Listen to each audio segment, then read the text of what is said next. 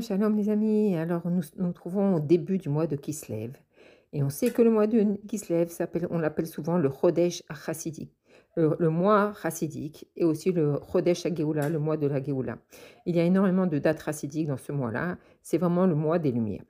Et donc, la semaine prochaine, on a deux dates très importantes qui sont le 9 et le 10 Kislev, qui tomberont mardi et mercredi. En Nunbet, quand le rabbi a prononcé le Dvar Malchut, alors le Shabbat, c'était le 9 qui se lève. Donc c'était à la paracha Vayetse. Et le 10 qui se lève, il était dimanche. Et donc le Dvar Malchut de cette semaine, il englobe le Vayetse et Vayishla. Cette année, Shabbat, on va bénir la semaine, si on peut dire. Et donc c'est la force avec laquelle on va pouvoir vivre le 9 et le 10 qui se lève la semaine prochaine. On connaît tous la fête du 19 Kislev, on dit Chag HaChagim, c'est la sortie de prison de l'Admour HaZaken, mais le 10 Kislev, il est beaucoup moins connu. En fait, le 9 Kislev, c'est le jour de l'anniversaire et aussi le jour du départ de ce monde du fils de l'Admour HaZaken qui s'appelle l'Admour Emsaï. Il s'appelle aussi le rabbi Dovber et donc il est le deuxième rabbi de Chabad. Et lui aussi, il a été arrêté aussi pour la diffusion de la chassidoute et il a été libéré justement le 10 Kislev. Et chez lui, on retrouve deux chidouches, deux choses très importantes. D'abord, qu'il est parti de ce monde le jour de son anniversaire, le jour de ses 54 ans.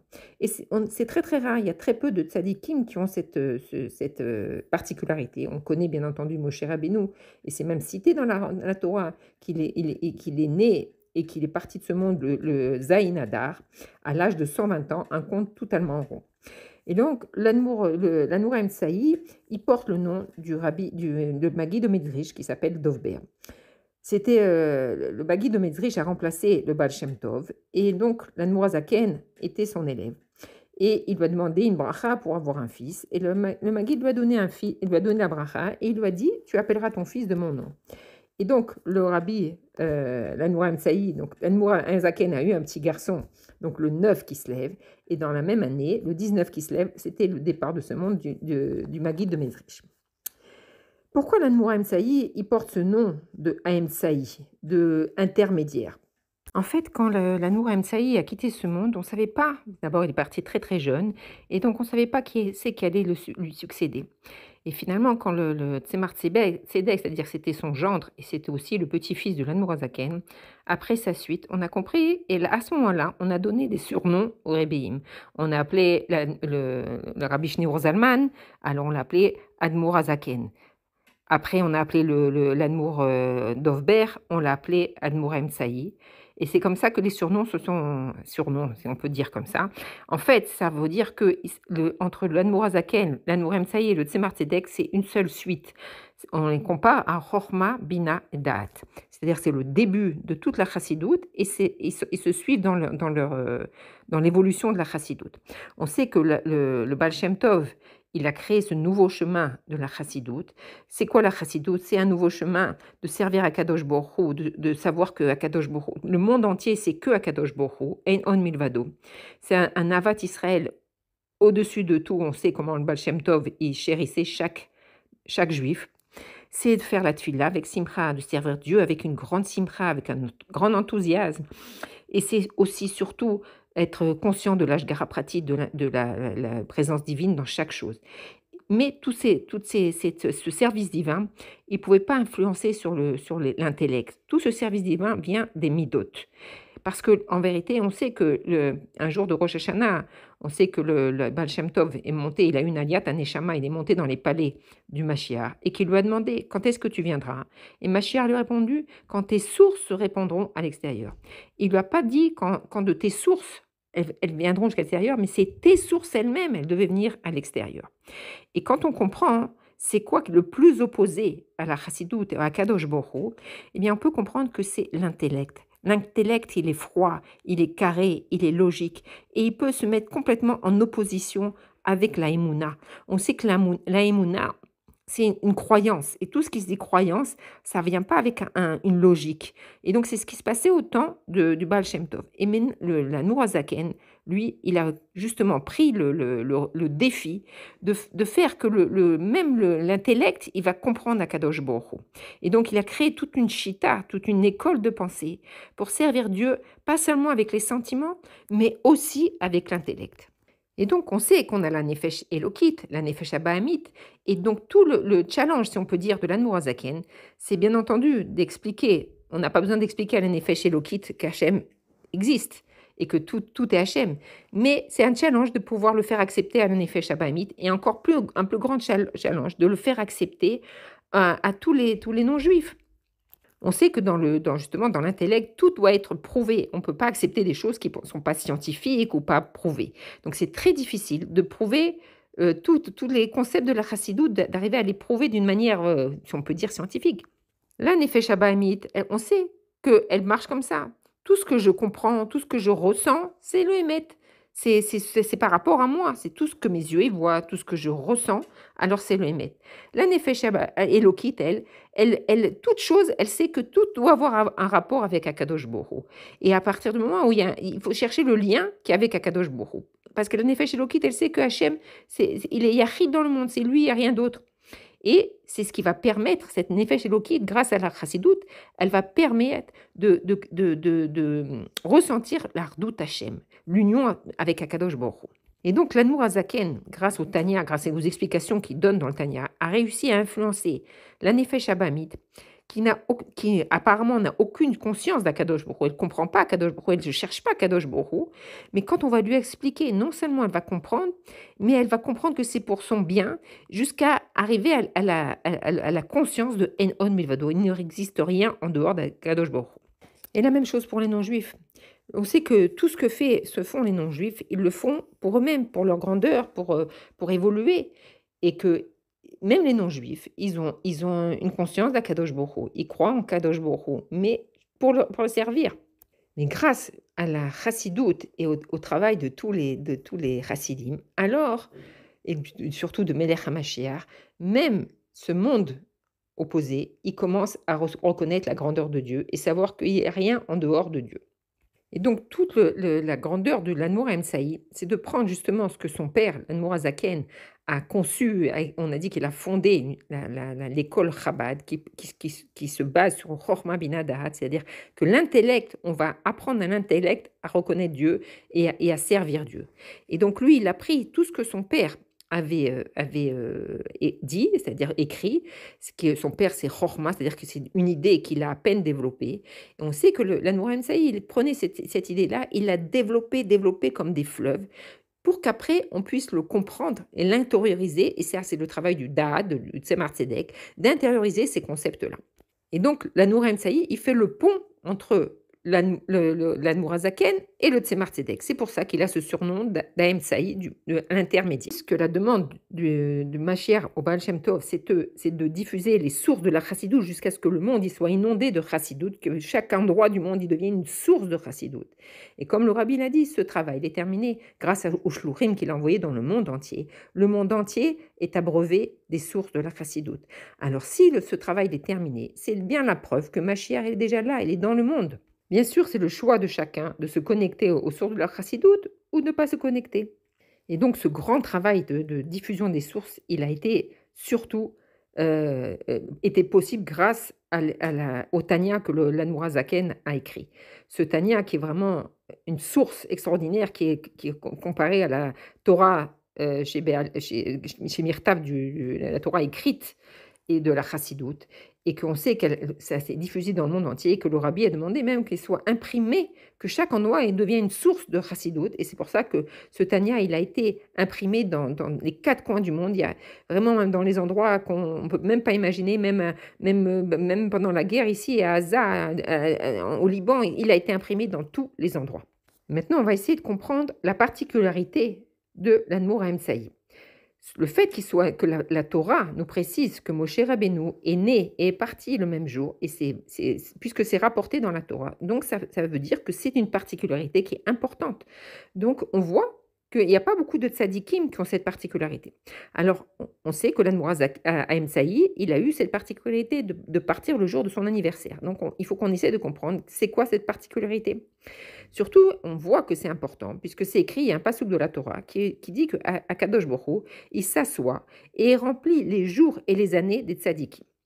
Et là, on a un peu de mal à comprendre, parce qu'on sait qu'un tzadik, tout son travail, c'est spirituel, tout son travail, l'essence de son travail, c'est la Emouna, la Vat Israël, la Vat Hashem, la crainte de Dieu. Alors, qu'est-ce que ça vient nous donner? Un détail apparemment physique. Qu'est-ce que ça change qu'il est parti le jour de son anniversaire, qu'il a le nombre des années pleines, que les jours ils sont remplis? Apparemment, ça n'a rien à voir à sa grandeur, avec sa grandeur. C'est comme on pourrait dire, ben, pour être un tzaddik, il faut être riche, ou pour être un tzaddik, il faut mesurer tel centimètre. Ça n'a aucune mesure. On ne peut pas évaluer la stature d'un tzaddik avec un détail physique. Ça, c'est la première question. Et la deuxième question, si on comprend, puisqu'on voit d'après les psukim de la Torah, que oui, ça a une certaine importance, et même une grande importance, alors pourquoi tous les tzadikim n'ont pas des années entières? Pourquoi c'est très rare de trouver un tzadik qui parle le jour de son anniversaire? Donc, ça voudrait dire qu'il y a des tzadikim importants. Et qu'est-ce qu'on dirait alors du Baal Shem Tov, de Rabbi Shimon Bar Yochai, de l'Admour HaZaken? Ils ne sont pas partis le jour de leur anniversaire. Donc, on voit bien qu'il y a quelque chose qu'on ne comprend pas. Et donc, le Rabbi va nous expliquer, en nous expliquant ce point fondamental, on va se préparer à recevoir justement Mashiach. Et donc, le Rabbi va nous expliquer que c'est sûr que tous les tzadikim, parce que dans le Passouk, c'est écrit que Hachem, il s'assoit et remplit les jours et les années de tzadikim. On ne dit pas qu'il remplit les jours que des tzadikim, yesod olam. Non, tous les tzadikim. Et on sait qu'un tzadik, c'est un juif parfait. C'est notre exemple, c'est un modèle parfait. Et puisqu'il est un modèle parfait, donc il remplit le rôle pour lequel il est descendu sur terre. Et c'est quoi le rôle de chaque juif? C'est justement de faire Torah et mitzvot et d'imprégner le monde de la divinité, faire que toute la divinité s'imprègne complètement dans le monde jusqu'à ce qu'il n'y ait plus de différence entre le matériel et le spirituel. Ça, c'est tout le travail d'un tzaddik. Et on le verra déjà dans la Géoula, Bezrat Hashem, on verra le verbe divin qui va animer la matérialité. Et donc, un tzaddik, c'est son travail, que toute son élévation spirituelle, il la reflète dans le monde matériel. Donc, on peut comprendre que normalement, tous les tzadikim, ils devraient partir le jour de leur anniversaire parce que ça veut dire qu'ils auront rempli tous leurs jours et que leur élévation spirituelle, elle se transpose complètement dans la matérialité à tel point que même leurs jours, ils reflètent leur travail. On sait que pour mesurer le temps, on a un compte, puisqu'on sait que rien ne peut exister s'il n'y a pas la mesure du temps. Sinon, on peut créer quelque chose qui n'a pas de temps, ça ne peut pas exister. Donc, la mesure du temps, elle se mesure avec les années et les jours. Et le Rabbi nous explique quelque chose d'extraordinaire. Il nous dit que chaque jour, il y a un habit. Pour expliquer plus rapidement, le Rav Ginsburg, il a expliqué que c'est par exemple comme si chaque année, le jour de son anniversaire, on nous donne un grand puzzle de 365 pièces. Alors, bien entendu, ça dépend des années. S'il y a des années où il y a plus de jours, on ne va pas rentrer là-dedans. Disons 365 pièces. Et chaque jour, on doit prendre une pièce et l'utiliser, faire la mission qui nous est donnée. À la fin de l'année, on regarde, est-ce qu'on a utilisé toutes les pièces? Est-ce que le puzzle, il est complet? Alors, c'est évident que pour les tzadikim, le puzzle, il est complet. Mais pour ceux qui ne sont pas tzadiks, c'est évident qu'il y a des missions qu'on n'a pas établies. Il y a des morceaux de puzzle qui nous manquent. Et ça va provoquer que, bien souvent, on est obligé de revenir dans ce monde-là pour terminer le puzzle, pour finir ce puzzle. Dans la Torah, dans le langage de la Torah, on n'appelle pas ça le puzzle, on appelle ça des levushim. Mais chez les tzadikim, puisque ça veut dire que nous, on peut remonter après 120 ans, et il va nous manquer, dans le langage des levushim, une manche, un morceau de chemise. Mais chez les tzadikim, ça ne peut pas exister puisque c'est des tzadikim, c'est des juifs parfaits. Donc c'est évident qu'ils ont accompli toute leur mission et qu'ils ont utilisé tous les levushim. Donc on revient à la question, pourquoi il y a des tzadikim? La plupart des tzadikim, et puisque c'est quelque chose qui est courant, donc ce n'est pas un manque, on doit comprendre qu'est-ce qui se passe avec la majorité des tzadikim qui ne partent pas le jour de leur anniversaire. En fonction de ça, le Rabbi dit que tous les tzadikim, ils ont un nombre de jours complet. Il n'est pas possible de penser qu'il va manquer un jour à un tzaddik ou qu'il ait un jour de plus. Donc, ça veut dire qu'ils vivent tous un nombre d'années, de jours complets, ronds. Mais je ne le vois pas. La différence, c'est que c'est comme ça, c'est une réalité, c'est le Hémet, mais on ne le voit pas. Et même à tel point, c'est qu'on va fêter le jour anniversaire qui est différent du jour du Yortzad. Donc, ça veut dire que c'est pour nous une réalité. Donc, on doit comprendre. D'un côté, on comprend que c'est sûr qu'il ne va pas manquer des jours à ces tzadikim, et donc leur nombre est complet. Et d'un autre côté, nous, notre réalité, elle est différente. Donc, le rabbi va nous enseigner un fondement tellement fin, mais qui est essentiel pour comprendre le processus de la venue de Mashiach. Et donc, le rabbi nous explique qu'il y a deux choses complètement différentes. On a le spirituel et le matériel. La neshama, elle, quand elle est dans sa source, alors il y a aucune limite. Il n'y a pas de temps, il n'y a pas d'espace, il n'y a rien du tout. Elle est unie avec Akadosh Baruch Hu. Et en opposé, il y a le monde ici en bas, qui est composé de temps et d'espace. Et sans temps, on a dit qu'il n'y a rien. Sans l'unité de temps, le monde n'existe pas. Et donc, ce qui définit le monde matériel, c'est justement le temps et l'espace. Et Akadosh Baruch Hu, il va prendre cette neshama, qui est en dehors du temps et de l'espace, et il va l'introduire dans un corps où que ce corps, justement, pour exister, il existe par rapport au temps et à l'espace. Et donc, on comprend qu'il y a le spirituel et le matériel. Et le chidouche qu'on a fait, c'est que justement, le tzaddik, qui est complètement spirituel, il reflète dans ce monde-là la matérialité. C'est-à-dire qu'il unit la matérialité avec le spirituel. C'est-à-dire que sa perfection spirituelle, elle se reflète complètement dans la perfection matérielle parce que c'est le but de Torah et Mitzvot, c'est le but pour lequel le monde il a été créé, faire une maison, un Kadosh Baruch Hu, c'est-à-dire unir complètement le matériel et le spirituel. Là, le rabbi va nous expliquer quelque chose de très profond, que dans le monde matériel, on peut regarder le monde matériel de deux façons. La première manière d'appréhender le monde, c'est d'après mes sens. C'est-à-dire que si j'arrive avec mes 5 sens à ressentir la chose, à appréhender la chose, c'est qu'elle existe. C'est-à-dire, si je peux voir quelque chose, entendre quelque chose, goûter quelque chose ou le toucher avec au toucher, alors c'est que cette chose, elle est matérielle. Alors, comme exemple, on peut voir, par exemple, le soleil, je ne peux pas l'attraper, mais je peux le voir. Le son de la voix, je ne le vois pas, mais je l'entends. Donc, c'est qu'il existe. La question qu'on doit se poser maintenant, est-ce que justement cette manière d'appréhender le monde avec mes 5 sens, est-ce que ça reflète la réalité amitique, la vraie réalité du monde? Et donc il donne un exemple simple. Il dit par exemple si on voit une table, alors pour nous la table c'est un morceau de bois qui mesure tant et qui bouge pas. Pourtant si on regardait avec un œil scientifique, avec un microscope, on verrait que c'est toujours, toutes les cellules, tous les atomes, ils sont toujours en mouvement. Et si on regardait avec notre œil divin, on verrait que c'est le Verbe de Dieu qui tient cette table-là. Donc on peut comprendre que ce qu'on voit, ne reflète pas la réalité. La vraie réalité, c'est le Verbe divin qui tient cette table. Et on voit bien au niveau de la technologie du monde que ce qu'on croyait avant être la réalité, on voit bien qu'aujourd'hui, c'est plus les mêmes choses. Donc on peut comprendre que plus le monde il va évoluer, et plus notre vérité, on va se rendre compte qu'elle n'est pas la vérité du monde. Et donc, on doit comprendre que la vraie réalité du monde, le émet du monde, c'est la Torah qui définit. Et par exemple, si on se demande, alors peut-être que le monde n'existe pas, c'est qu'une illusion, mais comme dans la Torah, c'est écrit Bereshit Barat Elohim, donc le monde, il existe parce que c'est écrit dans la Torah.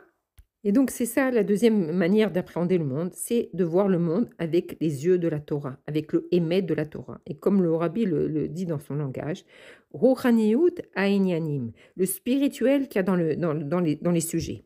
Et ça change toute notre conscience du monde, parce qu'en fait, on comprend de là que tout ce qui est créé dans le monde, c'est pour servir Dieu. C'est le seul but, c'est pour servir Dieu. C'est pas pour autre chose. Et donc, ça nous permet de diriger chaque chose vers Dieu. Et de là, on peut comprendre un grand concept, c'est la pluralité dans le petit. Et pour expliquer ça, alors on prend en référence dans le Beth Amikdash. Dans le Beth Amikdash, tout le Ham Israël était réuni dans un espace très serré et tout le monde était serré. Et pourtant, quand il fallait se prosterner, et à l'époque on se prosternait dans le Beth Amikdash complètement de tout le corps, c'est-à-dire la face contre le sol, les mains et les pieds écartés. Et tout d'un coup, il y avait la place pour chacun.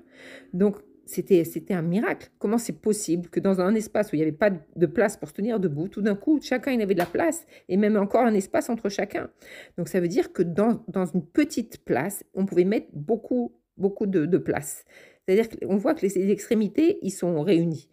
Et dans l'espace-temps, c'est la même chose. Dans un petit peu de temps, on peut mettre beaucoup de temps. Donc, en fait, tout est un effet de notre conscience, comment on appréhende le monde. Et pour en revenir au tzaddik, qu'est-ce que ça veut dire?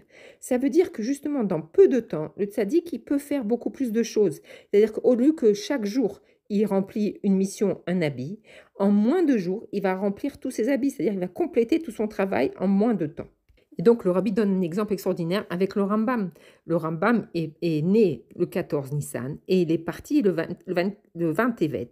Donc, il lui manquait 83 jours pour arriver jusqu'à Yud Dalet Nissan. Et à quoi ça correspond ces Yud Dalet, ces 83 jours? Eh bien, le Rambam a écrit une œuvre extraordinaire, Yad HaChazaka. Ce sont les halachot qu'il a codifié, une œuvre magistrale. Et justement, il y a 83 halachot dedans. Et ces 83 halachot, elles remplacent les 83 jours. Elles remplacent les 83 levushim.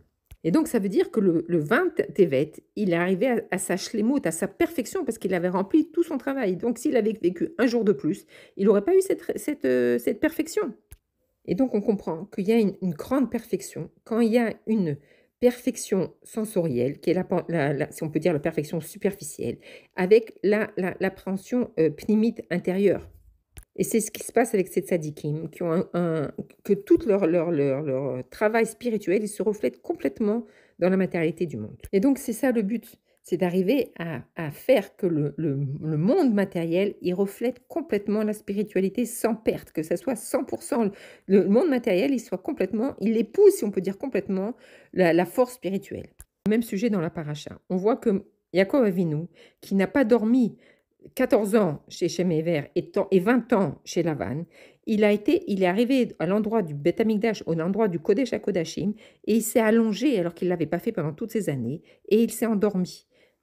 Et donc, quand quelqu'un s'allonge et dort, alors il descend sa tête au niveau des pieds, puisque c'est au même niveau. On ne voit plus la supériorité de la tête qui dirige le corps.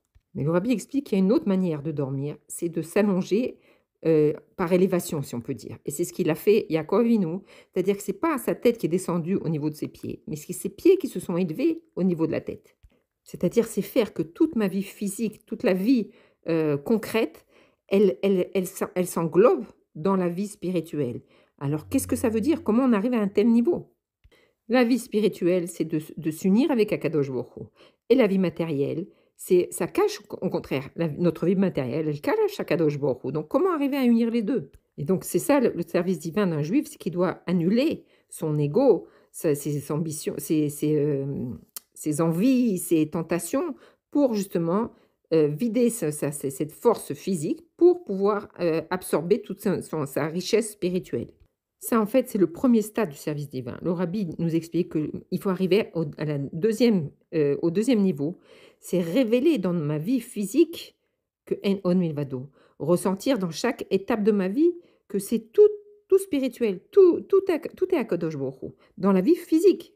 Et là, ça veut dire que dans ma vie physique, je vais ressentir la même union avec Akadosh Baruch Hu que quand je serai dans la tfila ou quand je suis dans l'étude de la Torah. Et ça, c'est juste un niveau qu'on peut atteindre en étant uni avec le Etsem. On ne peut pas y arriver avec le Bitoul seulement. C'est-à-dire, c'est encore plus difficile parce qu'il faut arriver à le ressentir. Ce n'est pas une chose qu'on peut être forcé. Parce que doit devenir que notre nature, elle devient spirituelle. Que à l'intérieur de nous, déjà, on a ce feu de servir à Kadosh Baruch Hu, mais d'une manière physique. Et là, le Rav Ginsburg donne un exemple. Il explique que quand justement un chaliar arrive dans un endroit, alors il va commencer à réunir les juifs, il va commencer à leur enseigner la chassidoute, il va aller leur mettre des mezuzot, il va cachériser la cuisine, ils vont organiser des cours, peut-être même ils vont organiser des voyages chez le rabbi. Et comment on appelle cette première étape où il influence ces juifs dans le langage, si on peut dire un peu des chassidim, on appelle les mekouravim, c'est-à-dire ceux qui sont en train de se rapprocher. Qu'est-ce que ça veut dire? Ça veut dire qu'avant, le juif, il était loin et maintenant, il est proche. C'est un langage que le rabbi refuse catégoriquement. Le rabbi explique qu'il n'y a aucun juif qui est loin.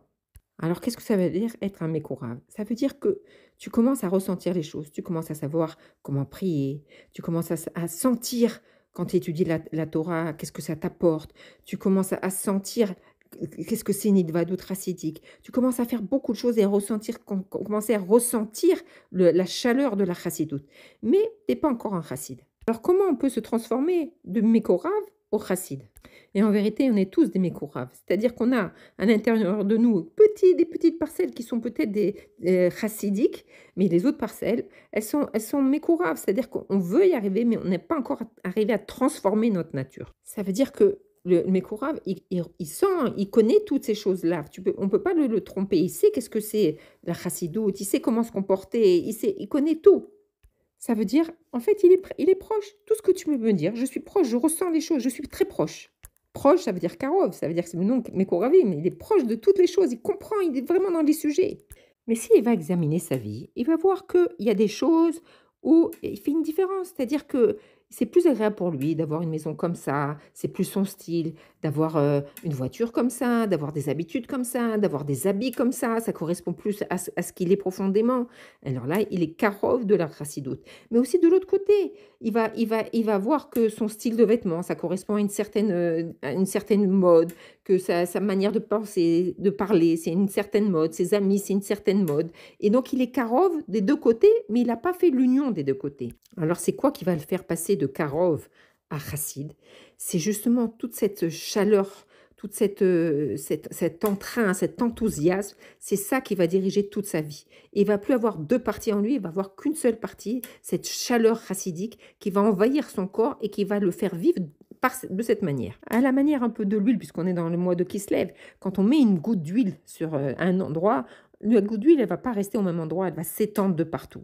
Et c'est ça l'explication, c'est que quand on va comprendre et qu'on va ressentir cette chaleur, et que cette chaleur, elle va nous envahir dans tout notre corps, et qu'on ne pourra plus prendre d'autres décisions, pas parce qu'on est forcé, parce qu'on ne pourra pas, parce que c'est ce qu'on ressent, ça va être notre vrai émettre.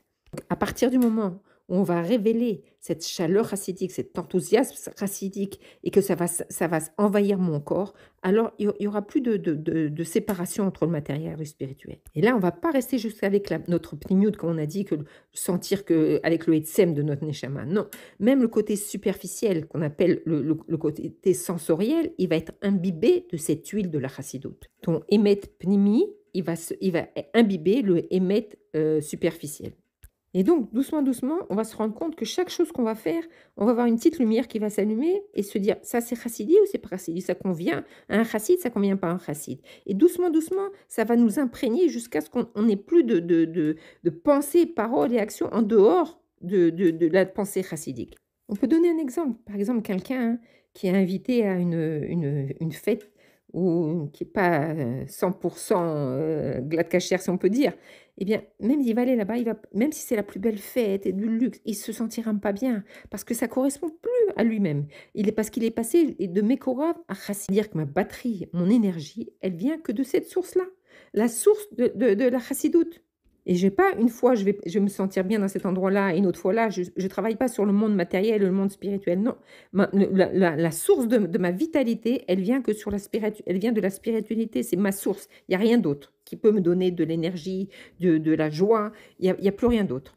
Et c'est ça tout l'enseignement de la Nourem Tsaï. Il nous donne cette force, il nous illumine pour qu'on arrive à vivre ces deux opposés en ce que ce soit le côté spirituel, notre force spirituelle, notre dimension spirituelle qui imprègne complètement le matériel et qui nous donne de l'énergie, de la joie et de l'enthousiasme. Et donc ce Shabbat, Bezrat Hashem, c'est le Shabbat qui bénit, donc le 9 et le 10 qui se lèvent, ils seront la semaine prochaine, alors qu'on reçoive ces forces, lumière, pour qu'on passe de Mekarvim au Chassid. C'est-à-dire que toute notre vie, tous les instants, les détails de notre vie, ils soient imbibés de notre Neshama, et que par là, on va être prêt à recevoir Mashiach et à voir Mashiach dans le monde. Yechi a donné nos moré, nos verabé, nos melech Mashiach, l'olam vaed, Shabbat Shalom.